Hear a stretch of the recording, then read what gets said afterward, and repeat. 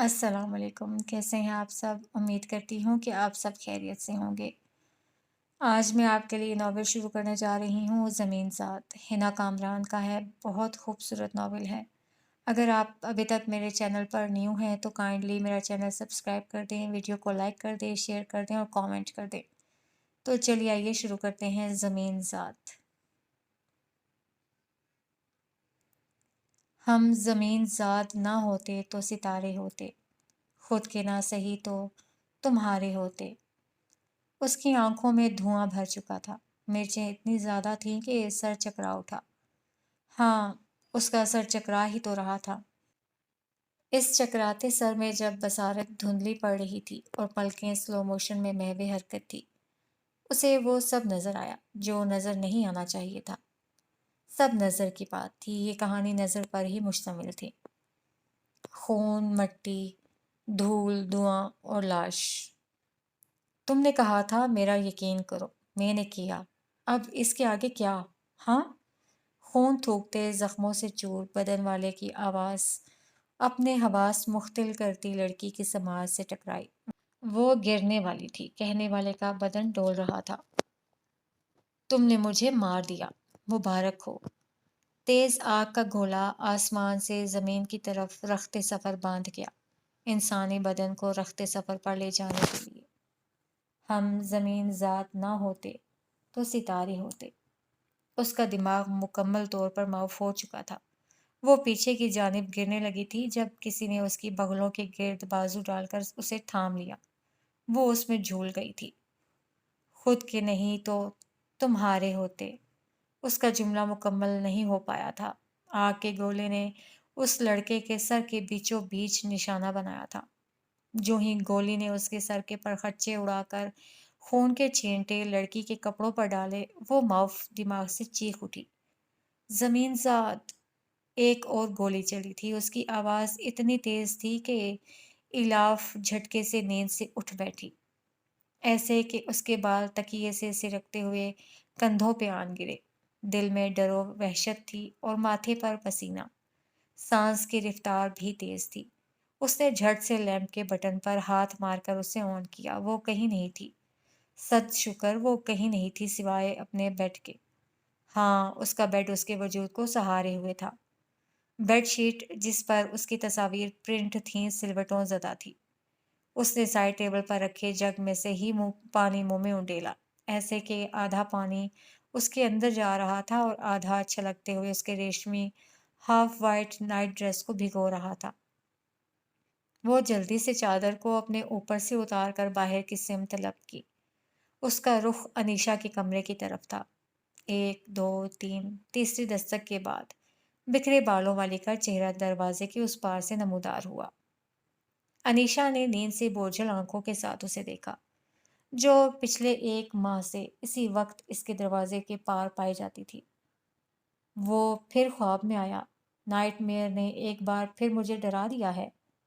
انیشا کے سر کے پیچھے سے ایک گھڑی نظر آتی تھی، گول گھڑی، بالکل سادہ تھی، رنگ شوکنگ پنک۔ اس کی سفید سوئیاں 3:15 کا وقت بتا رہی تھی۔ تم نے اس خواب کو کچھ زیادہ سر پر سوار کر لیا ہے اور کچھ نہیں، وہ ہاتھ سے جمائی روکنے کے دوران بولی تھی۔ الاف کی بٹنوں والی شرٹ آدھی ٹراؤزر میں اڑسی تھی تو آدھی باہر تھی۔ ایسا نہیں ہے، کچھ تو ہے جو وہ مجھے دکھائی دیتا ہے۔ اس کے چہرے کی ہوائیاں اڑی ہوئی تھیں۔ انیشا کو اپنی جڑواں پر ترس آیا۔ وہ ہاتھ پکڑ کر اسے اپنے کمرے میں کھینچ لائی تھی۔ کچھ نہیں ہے پاگل، اگر شراحیل کو پتہ چل گیا نا تو وہ تم سے بہت خفا ہوگا۔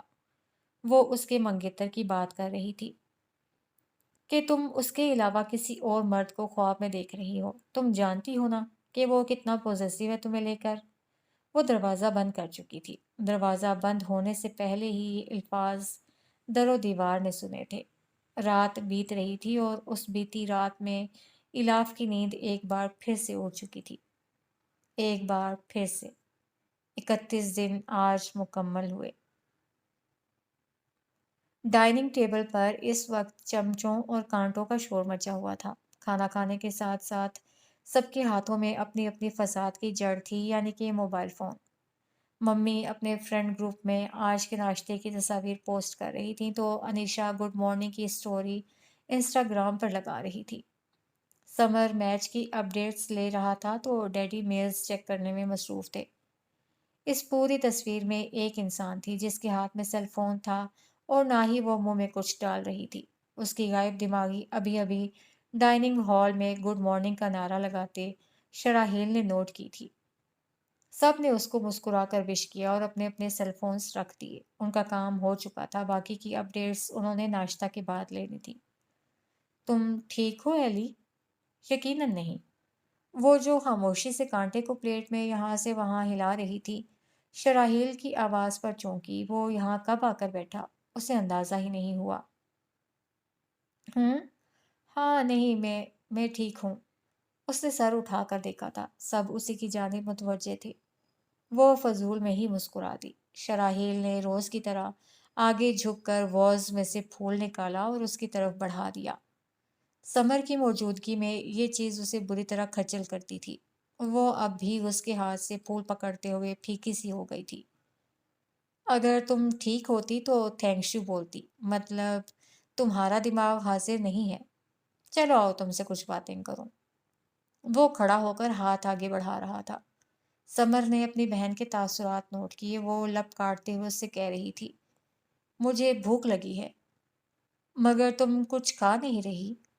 اس کا انداز باز پرس سا تھا، اپنائیت بھری باز پرس، احساس میں ڈوبی اور متفکر سی باز پرس۔ سب کے لبوں پر مبہم سی مسکان آن دوڑی۔ کھا لے گی، تم بیٹھ جاؤ اور یہ بتاؤ کیس کیسے چل رہے ہیں تمہارے؟ شراحیل نے ہاتھ پیچھے کو کھینچا تھا۔ سمر کی طرف مڑ کر مسکرا کر دیکھا اور کرسی پھر سے سنبھال لی۔ اچھے چل رہے ہیں، انفیکٹ آج تو کامیابی کا دن بھی ہے، غفور صاحب ستائش بھری آواز میں بولے۔ بھائی ایسی کون سی جیت ہے جو ہمارے شراحیل کو حاصل نہ ہو؟ وہ ان کے بھائی کا تیسرے نمبر کا بیٹا تھا، وہی بھائی جو ٹورنٹو میں بما فیملی مقیم تھا۔ ان کا بھائی ایک بزنس مین تھا، ایک کرپٹ بزنس مین۔ اللہ نے انہیں 3 بیٹے ہی عطا کیے تھے۔ شراحیل سے بڑے ان کے دونوں بیٹے ان کے ساتھ بزنس میں شامل تھے، مگر شراحیل کو وکالت میں دلچسپی تھی، اس لیے وہ ہارورڈ سے وکالت کی ڈگری لے کر پاکستان آ گیا تھا۔ اس نے ٹورنٹو کو پاکستان پر ترجیح اس لیے دی تھی کیونکہ یہاں وہ رہتی تھی جس سے اسے محبت تھی۔ ایلاف کو اس نے بہت آسانی سے حاصل کر لیا تھا، کوئی مشکل نہیں ہوئی تھی۔ اس نے ڈائریکٹ اپنے چاچو سے ایلاف کو مانگا اور دونوں فیملیز نے بسد شوق اس رشتے کو قبول کر لیا۔ ایلاف کو بھی اس معاملے میں چندہ اعتراض نہ تھا۔ شراحیل اچھا تھا، گڈ لکنگ اور ویل مینرڈ انسان، اسے اور کیا چاہیے تھا بھلا؟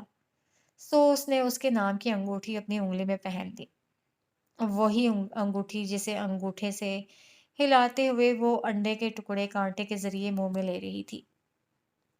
یہ تو آپ نے ٹھیک کہا، خوش قسمتی کا ہما ہر وقت میرے سر پر منڈلاتا رہتا ہے۔ اس کی نظریں بے ساختہ ایلاف کی طرف اٹھیں۔ مگر میری جیت پر تاج تب سجے گا جب ایلی اپنے نیوز پیپر میں اسے فرنٹ پیج پر ٹاپ پر رکھے گی۔ سب ہنس پڑے تھے۔ ایلاف نے نیپکن سے منہ تھپتھپایا اور کرسی دھکیل کر کھڑی ہو گئی۔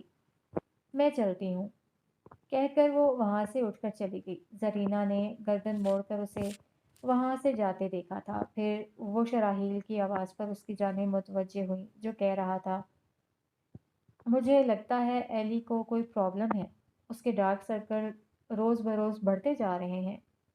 انیشا نے اس کی عمیق نگاہی پر پہلو بدلا تھا۔ اس کے دونوں ہاتھوں میں رسٹ کلر کا چمچ کانٹا تھا جو وہ اب پلیٹ میں واپس رکھ رہی تھی۔ ویسے ہی کانٹے اور چمچ سب کے ہاتھوں میں بھی تھے۔ ہو سکتا ہے کوئی کام کی پرابلم ہو، ویسے جو دن رات لیپ ٹاپ کے آگے بیٹھا رہتا ہے اس کے ڈارک سرکل ہونا معمولی بات ہے۔ اسکرین چہرے کے ساتھ آنکھوں کی رونق کو بھی چھین لیتی ہے، تم زیادہ پریشان نہ ہو، جواب دینے والی زرینہ تھی۔ ایپل جوس کا سپ لیتے ہوئے وہ انہیں تسلی دے رہی تھیں۔ ان کے تسلی دینے پر انیشا نے گہرا سانس لیا اور اٹھ کر جانے لگی۔ امید کرتا ہوں ایسا ہی ہو، मामला कुछ और ना हो। वो अभी डाइनिंग रूम के दरवाजे तक ही पहुंची थी जब उसे ये आवाज़ सुनाई दी। कम ऑन, कूल डाउन, ज़्यादा हसास मत हुआ करो। ये समर था जो उसकी पीठ को थपकते हुए कह रहा था। अनीशा ने दरवाजे पर हाथ रखा। मैं उसके बारे में हसास हो जाता हूँ, ये मेरे इख्तियार में नहीं है। तुम अच्छे से जानते हो। उसने दरवाजे से हाथ को फिसलाकर खुद को दाईं तरफ मोड़ लिया। आवाज़ें अब बंद हो चुकी थी। अंदर क्या बहस हो रही थी उससे वो अनजान थी। वो इस वक्त ऑफिस में थी। उसकी उंगलियां तेजी से लैपटॉप की कीज पर चल रही थीं। एक स्याह पेज का अक्स उसकी आंखों में झिलमिला रहा था, जिस पर चार हिस्सों में लंबी लाइंस की सूरत लफ्ज नीचे की तरफ हरकत किए जा रहे थे। वो लफ्ज सब्ज रंग के थे, गहरा ना हल्का दरमियाने शेड का सब्ज रंग। उसे इस सब्ज रंग के लफ्जों में कुछ नजर आया था, तभी वो कुर्सी खींचकर आगे को हुई। बड़ा सारा चश्मा उसकी आंखों पर लगा हुआ था। शोल्डर कट बालों की हाई टेल पोनी बंधी थी, जिसकी चोंच उसकी गर्दन को छू रही थी। उसकी गर्दन कदरे लंबी थी। उसने चंद बटन पुश करके उन लफ्जों में से रूह खींची। वो साकिन हो चुके थे। वो अभी तीर के जरिए उस हिस्से को कॉपी कर रही थी जब कमरे का दरवाजा खोलकर उसका चीफ अंदर दाखिल हुआ। वेल डन इलाफ, तुम्हारी बनाई गई क्राइम रिपोर्ट ने तहलका मचा दिया है। जिस तरह तुमने, वो उसकी जानिब इशारा कर रहे थे। इलाफ ने नामहसूस अंदाज में लैपटॉप की स्क्रीन को गिराया और कुर्सी की पुश्त पर बैग पर पुश्त को टिकाए उन्हें देखने लगी जो मजीद कह रहे थे। उस माफिया ग्रुप की धज्जियां बिखेरी हैं। जरूर हुकूमत तुम्हें तमगा इम्तियाज से नवाजेगी। वो उनकी बात पर मुस्कुरा दी, जिसे बच्चों की बात पर मुस्कुराया जाता है। मुझे कोई तमगा नहीं चाहिए चीफ। उन बच्चों की ज़िंदगी ज़्यादा अहम थी जो सो कॉल्ड साइंटिस्ट्स की लैब का शिकार हो जाते हैं। मैंने तो बस अपना काम किया है। उम्मीद है अदलिया भी अपना काम बखूबी करेगी और उन दरिंदों को फांसी ज़रूर चढ़ाएगी।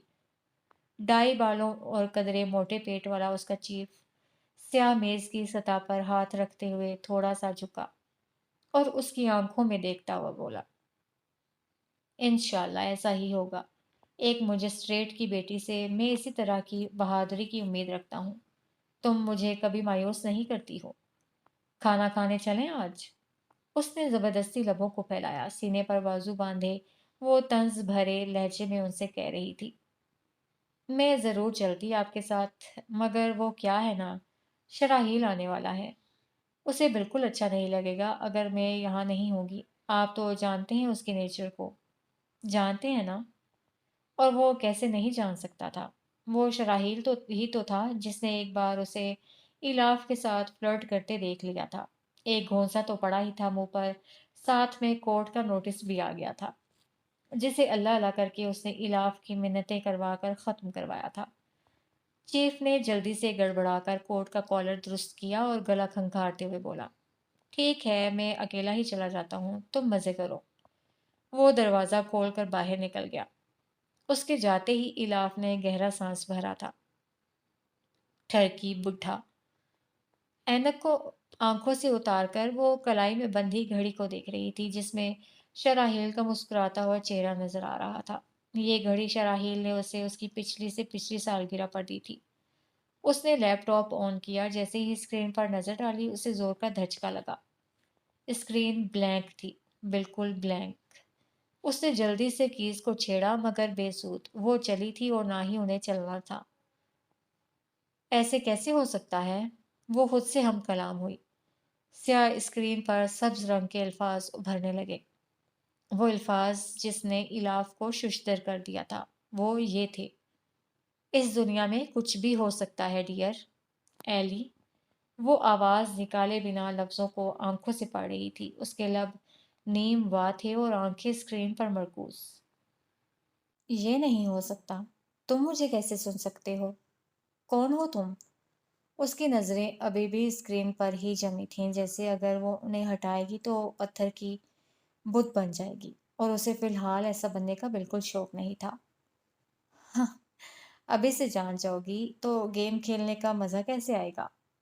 एक के बाद दूसरा पैगाम स्क्रीन पर उभरा था। ऊपर इस दुनिया में کچھ بھی ہو سکتا ہے والا میسج تھا اور نیچے ابھی کا آیا ہوا۔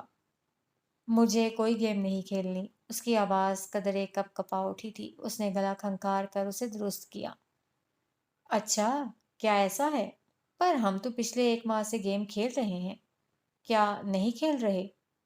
بھول گئی کیا؟ ہاں، لڑکیاں جلد بھول جاتی ہیں۔ ویسے تمہیں اپنے ایکسس کو اتنی دیر تک آن نہیں رکھنا چاہیے تھا۔ اب دیکھو نا، میں نے تمہیں ڈسٹرب کر دیا۔ وہ دوسروں کے ساتھ ایسا کرتی تھی اور آج خود اس کے ساتھ یہ سب ہو رہا تھا۔ اس نے بے بسی سے پھر سے کیز کو چھیڑنا چاہا مگر ناکام گئی۔ اس کا کمپیوٹر اب اس کا کہاں رہا تھا۔ کون ہو تم؟ جان جاؤ گی تو کانپ جاؤ گی۔ اسکرین میسیجز سے بھرنے لگی تھی۔ سیاہ اسکرین، سبز حروف، چیلنجنگ آنکھیں، بے بسی کی انتہا۔ کون ہو تم؟ اس بار وہ اونچی آواز سے بولی تھی۔ میسج نہیں آیا۔ کچھ توقف ہوا اور پھر لفظ ایک بار پھر سے ایسے اسکرین پر ابھرنے لگے جیسے وہ خود سے ٹائپ کر رہی ہو، ایک ایک کر کے، تھوڑے تھوڑے۔ مجھ پر چیخنا بالکل پسند نہیں۔ جو مجھ پر چلاتا ہے میں اس کی آواز بند کر دیتا ہوں۔ میرے خیال سے تم اتنی جلدی اس دنیا سے نہیں جانا چاہو گی، ہے نا؟ الاف نے مٹھیاں بھینچی تھیں۔ اس کی ناک کے نتنے پھولنے پچکنے لگے۔ تم مجھے دھمکی دے رہے ہو؟ آف کورس، کتنی ذہین ہو تم۔ دفتن دروازہ کھلا تھا۔ اس نے نظریں اسکرین سے ہٹا لی۔ وہ پتھر کا مجسمہ نہیں بنی تھی۔ کیاس آرائی کی ایک بار پھر سے موت ہوئی۔ سوٹڈ بوٹڈ وجی شراحیل دروازے کے فریم میں کھڑا مسکراتے ہوئے اسے دیکھ رہا تھا۔ یقیناً میں نے تمہیں ڈسٹرب نہیں کیا۔ چلے لنچ پر؟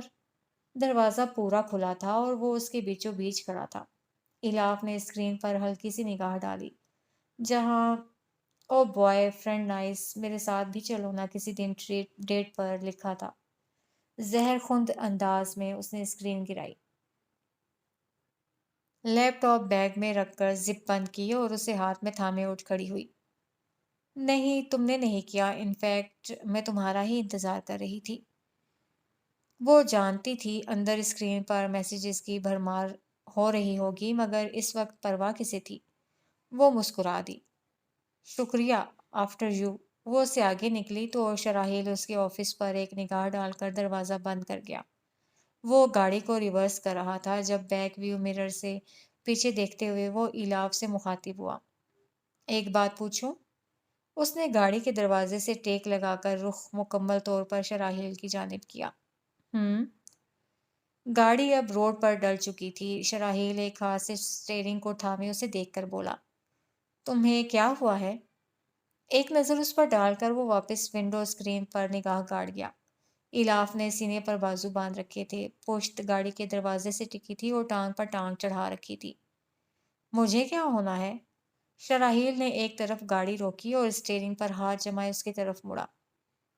یہی تو میں پوچھ رہا ہوں، تم جانتی ہو نا، تمہارا کچھ بھی مجھ سے چھپانا مجھ سے برداشت نہیں ہوتا۔ اس کے ہر انداز سے حاکمیت چھلکتی تھی جو الاف کو کبھی پسند نہیں تھی۔ دفتن اس کا موڈ بگڑا تھا۔ اب بتاؤ کیا مسئلہ ہے تمہارے ساتھ؟ الاف نے چہرہ ونڈ اسکرین کی طرف موڑا۔ گھنے درختوں کا سایہ اس پر پڑ رہا تھا۔ یہ میرا ذاتی مسئلہ۔ اس کی بات شراحیل نے درشتی سے درمیان میں کٹ کی۔ تمہارا ذاتی مسئلہ؟ اور میں کہاں ہوں؟ تمہارا کچھ ذاتی نہیں رہا ہے مجھ سے کنیکٹ ہونے کے بعد۔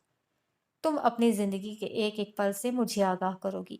یہ تمہارا فرض بن چکا ہے۔ اس کی آواز گھرراہٹ بھری تھی جو ان قد آور درختوں نے بھی سنی تھی۔ ایلی نے آنکھیں بند کر کے خود پر بند باندھا۔ ہمارا نکاح نہیں ہوا ہے ابھی۔ وہ کنٹرولڈ انداز میں اسے باور کروا رہی تھی۔ ایش گرے پینٹ کوٹ میں ملبوس جمے ہوئے بالوں والے لڑکے کی آنکھوں میں اچنبھا ابھرا۔ کیا مطلب ہے اس بات کا؟ وہ اس کے اس جملے سے حیران تھا۔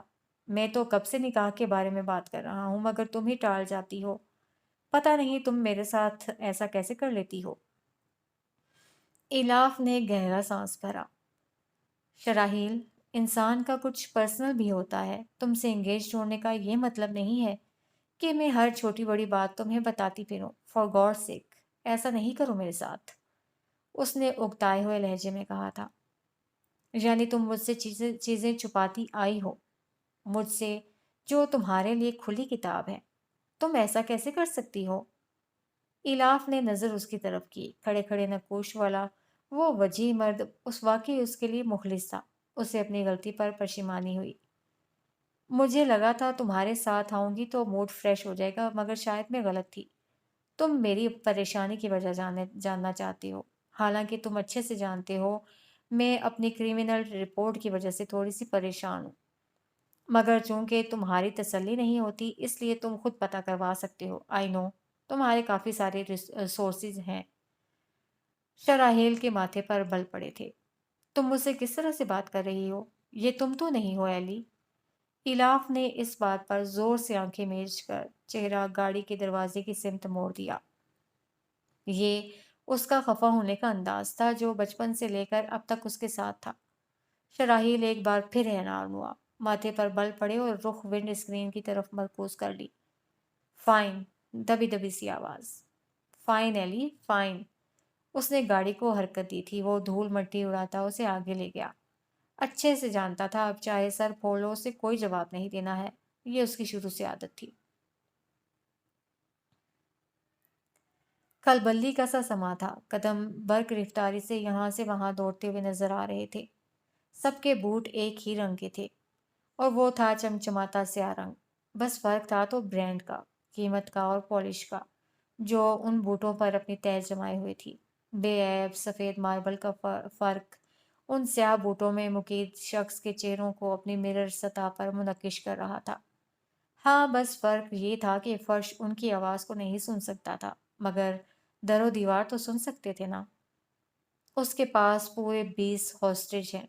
فرش پر نظر آتے چہروں میں سے ایک بول رہا تھا۔ اس کے لب واضح ہلتے ہوئے دکھائی پڑتے تھے۔ 6 عورتیں، 4 بچے اور 10 مرد۔ وہ جسے بتا رہا تھا اس نے جیبوں میں ہاتھ ڈالتے ہوئے متفکر لہجے میں دریافت کیا۔ مرد 10 کیوں؟ کون کون ہے اس میں؟ فرش سے بوٹ اور بوٹوں سے چہروں کی طرف نگاہ پڑی۔ ایک 27 کی عمر کا چھوٹا لڑکا تھا تو دوسرا 40 کی عمر میں پایا جاتا تھا۔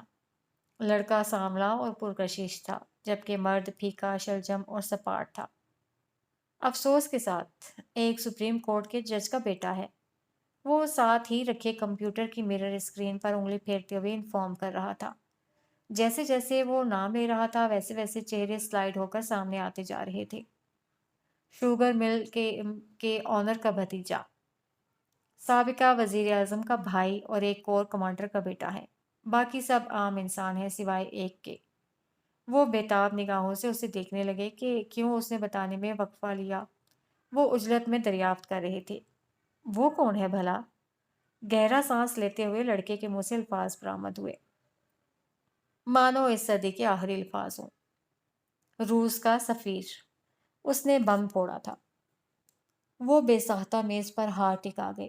سمر کے ان لفظوں نے انہیں شدید دھچکا پہنچایا تھا۔ اس نے اپنی مانگیں بتائیں۔ بہت دیر بعد وہ بولنے کے قابل ہوئے تھے۔ سمر نے اس بات میں سر ہلا دیا۔ اسے سپریم کورٹ کے جج، شوگر مل کے آنر اور سابقہ وزیر اعظم کی گردن چاہیے۔ اسی صورت میں وہ سب کو زندہ چھوڑے گا۔ گہرا سکوت لمحے بھر کو وہاں پھیل گیا، جیسے دوڑتے بوٹوں کی آواز تھم گئی ہو، مگر وہ نہیں تھمی تھی۔ شور ویسے ہی تھا، بس پریشانی کی انتہا تھی جس نے ڈپٹی کمشنر کے اعصابوں کو چٹک دیا تھا۔ اور روسی سفیر کا کیا چکر ہے؟ سمر نے یونیفارم کی جیب میں ہاتھ ڈالے۔ مرر اسکرین پر چلتی سلائیڈز ایک تصویر پر آ کر رکی تھیں، فربہی مائل پینسل مونچھوں والے پھیکے سے روسی سفیر پر۔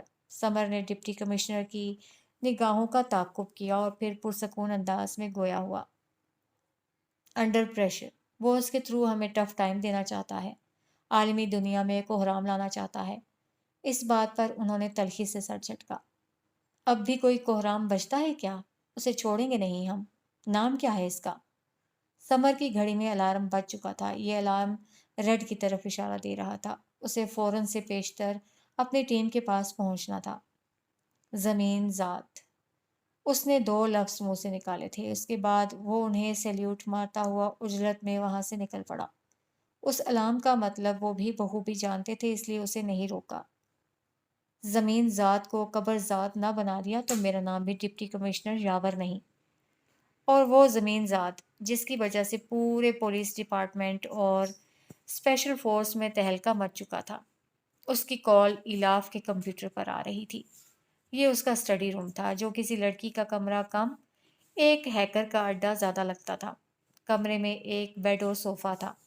ایک دیوار پر سنگھار میز کے ساتھ کپڑوں کا سٹینڈ بھی رکھا ہوا تھا جس پر اس کے کپڑے لٹک رہے تھے، جبکہ دوسری دیوار جو بیڈ گراؤنڈ کو سہارا دیے ہوئے تھی وہ خالی تھی، اور اس کے عین سامنے بنی دیوار پر ڈھیر سارے کاغذوں کے ٹکڑے، چٹس، تصاویر اور رپورٹس لگی ہوئی تھیں۔ وہ دیوار ردی کی دکان لگتی تھی، دیکھنے والوں کو جبکہ سمجھنے والوں کے لیے وہ ایک خزانہ تھا، ریسرچ کا خزانہ۔ اس نے گہرا سانس بھر کر ہیڈ فونز کو کانوں سے لگایا۔ اس کے کمرے کی ایک دیوار جو بچی تھی وہ اس کے کمپیوٹرز کی جگہ تھی۔ رائٹنگ ٹیبل پر 3 کمپیوٹر لائن کی تار میں رکھے تھے، جبکہ باقی کے 2 سٹینڈ کے ساتھ دیوار پر موجود تھے۔ 3 دیوار گیر LEDs بھی تھیں اور ایک لیپ ٹاپ جسے چارج کرتے ہی اس کا لیپ ٹاپ جی اٹھا۔ جی اٹھنے کے بعد کال موصول کرنے لگا۔ زمین ذات کی کال: تم نے مجھے 31 دن پریشان کیے رکھا، معلوم نہیں تھا کہ حقیقت بن کر سامنے آؤ گے۔ سبز بٹن پش کر کے وہ چھوٹتے ہی بولی تھی۔ اس کی بات کے اختتام پر ایک بھاری مردانہ قہقہا ابھرا۔ اس کے بعد گلا کھنکھارنے کی آواز آئی تھی۔ مجھے لگا تم مسلمان ہو، سلام تو کرو گی ہی، مگر تم نے تو شکایتی بیویوں کی طرح شکوے کرنا شروع کر دیے۔ وہ دونوں ایک دوسرے کی آواز سن رہے تھے، وہ دونوں ایک دوسرے کو جانتے نہیں تھے۔ سیاہ اسکرین پر زمین ذات کی ڈی پی نظر آ رہی تھی۔ ڈی پی ایک کیکٹس کے پودے کی تھی، جبکہ الاف کی ہمنگ برڈ۔ ہیکنگ کی دنیا میں اس کا نام بھی تو یہی تھا، ہمنگ برڈ۔ ویسے میری عادت ہے، پریشان کرنے کی مجبوری ہے، اب تو لمبے عرصے کے لیے پریشان ہونے کے لیے تیار ہو جاؤ۔ الاف نے نچلا لب تر کیا۔ ہیکرز کے لیے اس طرح کی سچویشنز معمولی ہوتی تھیں۔ اس نے ایسے کئی کیسز تنہا ڈیل کیے تھے، مگر اس بار جو تھا وہ کوئی عام نہیں تھا۔ اس کی آواز، اس کا انداز الاف کو کہہ رہا تھا کہ وہ چوکنا ہو جائے، کیونکہ اس بار پالا کسی تگڑے سے پڑا ہے۔ کون ہو تم؟ اس کی محظوظ مسکراہٹ کی آواز ہیڈ فونز میں سے بآسانی اس تک پہنچ گئی۔ وہ دل کو ڈھارس بندھا رہی تھی کہ سب ٹھیک ہے، مگر سب ٹھیک نہیں تھا، یہ دماغ اسے بتا چکا تھا۔ بتایا تو تھا، ایک ادا سے کہا گیا، ساتھ میں ایک آواز بھی ابھر رہی تھی جیسے وہ شرٹ کے بازوؤں کو کھینچ کر کونی تک لا رہا ہو۔ زمین زاد ہوں میں، بھول گئی، یوں بھلکڑ۔ الاف زچ ہوئی۔ اسے یکدم لگا جیسے سب کچھ بہت بور چل رہا ہو۔ سب ایسا نہیں ہونا چاہیے تھا جیسا ہو رہا ہے، بالکل بھی نہیں۔ مجھ سے کیا چاہتے ہو تم، اور مجھے ڈھونڈا کیسے؟ وہ چھوٹتے ہی بولا تھا۔ میں نے تھوڑی تمہیں ڈھونڈا ہے، وہ تم ہو جس نے مجھے تلاشا تھا، وہ لمحے بھر کو رکا، پھر توقف کے بعد بولا، مجھے تم سے کیا چاہیے؟ الاف کی کان کیا پورا بدن سماعت بن گیا۔ مجھے تم سے چھوڑو بھی، تم شرما جاؤ گی۔ الاف نے ہیڈ فونز اتار کر میز پر پٹکے، کڑوے منہ کے ساتھ۔ اس کے لبوں پر بہت بری گالی نے دم توڑا تھا۔ کال ڈسکنیکٹ کر کے وہ خود سے کہہ رہی تھی، سارے مرد ایک جیسے ہی ہوتے ہیں، فلرٹی۔ وہ انیشا کے کمرے میں آئی، جو بیڈ پر الٹی لیٹی ہوئی ٹیب پر مووی دیکھنے میں مگن تھی۔ اس کے سامنے بٹر پاپ کارن کو باؤل رکھا تھا، جس میں سے ایک ایک کر کے وہ منہ میں ڈال رہی تھی۔ کھٹکے کی آواز پر مڑ کر اسے دیکھا، اس کے چہرے پر 12 بجے تھے۔ انیشا نے فلم کو پاؤز کیا اور سیدھے ہوتے ہوئے بولی، کیا پھر سے زمین ذات کا دورہ پڑا ہے تمہیں؟ مگر ابھی کیسے ممکن ہے؟ اس نے گھڑی کی اور نگاہ ڈالی اور پھر واپس اپنے جڑواں کو دیکھنے لگی۔ ابھی تو شام کے 5 بج رہے ہیں۔ اس نے کال کی تھی۔ انیشا سمجھ نہیں پائی، پالتی مار کر بیٹھتے ہوئے بولی، کس کی بات کر رہی ہو؟ ایلی چلتے ہوئے اس کے پاس آئی، بیڈ کی پائنتی پر ٹکی اور اس کی طرف چہرہ کر کے بولی، زمین ذات کی۔ انیشا کو اس کی دماغی حالت پر شبہ ہوا۔ باہر بجلی کڑکنے کی آواز سنائی دی تھی۔ صد شکر کہ محکمہ موسمیات کی پیشن گوئی سچ ہوئی، ورنہ گرمی نے ان کا تندوری چکن تو ضرور بنا دینا تھا۔ یعنی تم کہہ رہی ہو خوابوں والا بندہ حقیقت میں تمہارے سامنے آن کھڑا ہوا ہے؟ कम ऑन, तुम्हें क्या हो गया है? काम को कुछ ज्यादा ही सर पर सवार कर लिया है तुमने। एक वही तो वाहिद गवाह थी जो उसकी हैकिंग के शौक के बारे में जानती थी। बाकी सारे तो यही समझते थे कि उसने इतने सारे कंप्यूटर्स अपनी रिपोर्टिंग स्किल्स को बेहतर करने और रिसर्च वर्क के लिए रखे हुए हैं। ऐसा ही हुआ है, उसने कहा है, मैंने उसे तलाशा है, उसने मुझे नहीं। यानी मुझसे कहीं कोई बहुत बड़ी गलती हुई है, मैं फंस गई हूँ अनीशा, फंस गई हूँ। अनीशा कई सेकंड्स उसकी बात सुनकर सन्नाटे में रह गई। वो उसकी लाडली बहन थी, उसकी जुड़वां, हमराज और हमदम, उसकी थोड़ी थोड़ी झलक देने वाली, 2 मिनट छोटी मगर रोब झाड़ने वाली, ज़हीन और निडर। बचपन से ही उसे कुछ नया करने का शौक था, वो दुनिया को फतह करना चाहती थी। आम जिंदगी और आम मौत से उसे सख्त चिढ़ थी। वो चाहती थी वो मरे तो लोग उसे सदियों याद रखें, जिंदा रहे तो हर कोई उसका नाम ले। उसे काहिली, सुस्ती और वक्त की बर्बादी से नफरत थी। ज़हीन इतनी थी कि टॉप करती थी, पढ़ाई में नहीं, दीगर एक्टिविटीज़ में। हैकिंग का बुखार उसे 14 साल की उम्र में चढ़ा था, जब उसकी जान से अजीज बहन की उसके क्लास फेलो ने तस्वीर लीक कर दी थी। Caption my first love Anish था, जिस पर सब आते जाते हुटिंग करने लगे थे। वो दोनों बहनें इस वक्त न्यूयॉर्क के बोर्डिंग में होती थीं। उन्हें टैब रखने की इजाज़त थी। इलाफ ने उस टैब को ही अपना हथियार बनाया और वो कर दिखाया जो कभी भी रोती बसोती अनीशा नहीं कर सकती थी। ये तुम क्या कर रही हो? वो रात का वक्त था जब न्यूयॉर्क की सर्दियों से घबरा कर नहीं, बल्कि बोर्डिंग की सड़ी भुसी पहरेदार से छुपकर कंबल में मुंह दिए इलाफ अपने टैब में मगन थी। मैं उस रिच लड़के को दिन में तारे दिखाने का इंतजाम कर रही हूँ। बात करते करते उसकी आंखें चमकी थी। 2 माह की रियाजत गोया वसूल हो गई। मतलब क्या करने वाली हो? वो सरगोशी में बोली थी ताकि नीचे बेड पर लेटी दो रूसी लड़कियों उनकी फुसफुसाहट से उठ ना जाए। यस यस यस, उसका यस भी सरगोशी नुमा लेकिन जोश से लबरेज था। ये देखो, ये उस रिच लड़के की फेसबुक और व्हाट्सएप आईडी थी जो अब इलाफ के कंट्रोल में थी। अनीशा ये सब देखकर हैरान रह गई। उसकी आईडी से अब अनीशा की तस्वीर गायब थी।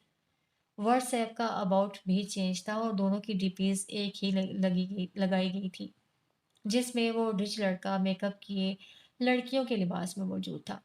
उसकी तस्वीर की तब्दीली का सेहरा भी इलाफ को ही जाता था। व्हाट्सएप के अबाउट में और फेस के अबाउट में दोनों में ही एक कैप्शन था और वो ये था, मैं क्रॉस जेंडर हूँ, मेल फीमेल दोनों में दिलचस्पी रखता हूँ, आप मुझे कॉल करके डेट फिक्स कर सकते हैं।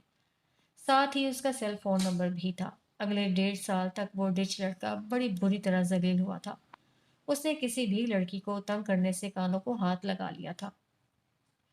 ये इलाफ की शुरुआत थी, फिर वो माहिर से माहिर तरीन होती गई, बेलगाम घोड़े की तरह। दौड़ते हुए उसने कई सरकारी आईडीज और न्यूज़ चैनल्स की स्ट्रीमिंग हैक की थी।